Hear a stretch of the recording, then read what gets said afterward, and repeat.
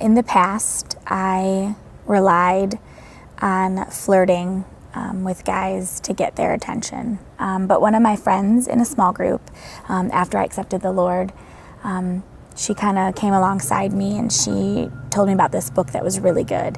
And there's a section in it about having a God-centered relationship and not flirting with guys to get their attention, and that really spoke to me.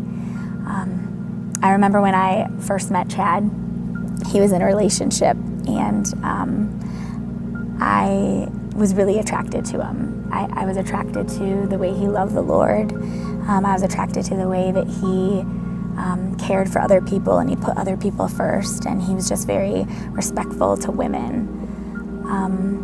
But it was about that time that I started praying for my future husband, and that was good for me to make my relationship more about God and about who my future husband would be. In the past, my relationships always focused on the long term, which isn't necessarily a bad thing, but in that time I wasn't focused on my relationship with the Lord. After I had been out of my relationship, a relationship for a few months, I came to that realization that I need to focus more on God rather than my next relationship or finding my future wife. And at that point, I took notice of Angela. We hung out in the same circles, played softball, and I really noticed her compassion for others, especially those in need, and the fact that she was pretty darn gorgeous. And during that time, I had taken notice of Angela, but during that time I really started to pray for my future wife and focus on my relationship upward rather than looking for my next relationship with a girl.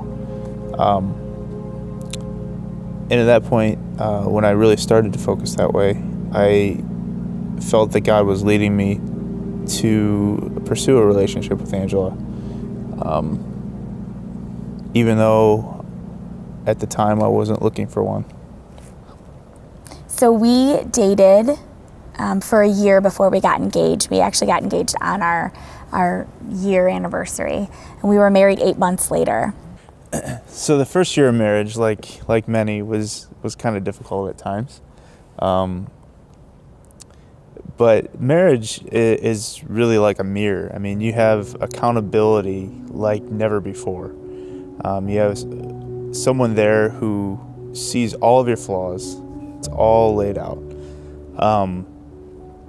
And specifically, that came to light in our marriage with conflict resolution. We were brought up in very different homes and how we handled conflict resolution in our families.